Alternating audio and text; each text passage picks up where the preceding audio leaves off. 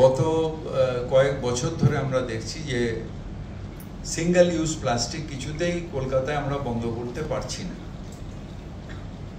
এটায় plastic waste management amendment rules অনুযায়ী আমাদের 2022 সালে এটা পাস হয়েছে, যেখানে আমাদের বিক্রেতাকে 500 টাকা এবং ক্রেতাকে যে প্লাস্টিক ইউজ করবে তাকে 50 টাকা জরিমানা করে। কিন্তু এটা আমরা দেখছি যে কন্টিনিউয়াসলি যে গ্যাজেট নোটিফিকেশন হওয়ার পরে dumping and littering of West, এর জন্য একটা বড় সমস্যা আমাদের SWM এ হচ্ছে, ড্রেনেজে হচ্ছে। গত যে মহাবৃষ্টি যেটা হলো, যেটা মেঘভাঙা বৃষ্টি হলো, তাতেও 50% সমস্যা কিন্তু এই প্লাস্টিকের জন্য।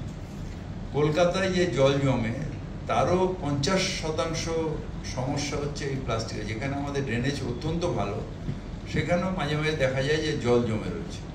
টনটনিয়া, কালীবাড়ি বা এইসব জায়গা বলছি না, কিন্তু অন্যান্য জায়গায়, বউবাজার, লালবাজারের সামনে, খিদিরপুর, ক্যামাক স্ট্রিট, এইদিকে লেক মার্কেটের সামনে আমার স্ট্রিটে, সেখানেও দেখা যায় যে এই প্লাস্টিকগুলো রয়েছে। এবং আমরা যখন গিয়ে ছাতা নিয়ে, আমি নিজেও করেছিলাম, ছাতা নিয়ে যখন আমরা পরিষ্কার করি তখন এই প্লাস্টিক। আজকের সমস্যা না, যখন আমি কাউন্সিলর ছিলাম না তখনও বৃষ্টি হলে হাফ প্যান্ট পরে একটা শিক নিয়ে বেরোতাম।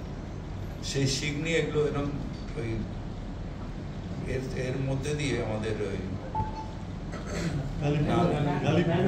গালিপিটের ওপর দিয়ে আমরা যখন নোংরাগুলোকে পরিষ্কার করে দিতাম তখন হু হু করে জল চলে যেত। কিন্তু এই প্লাস্টিকগুলো ভেতরে গিয়ে এবার দেখা গেল, এবার এরপরে যখন আমরা গালিপিটগুলো পরিষ্কার করতে গেলাম, ওর ভেতরে টনকে টন প্লাস্টিক ভেসে ভেসে আমাদের যে পাইপগুলো সেগুলোরও বহন ক্ষমতা কমিয়ে দিচ্ছে গালিপিটের ভেতর বা ড্রেনেজের ভেতর।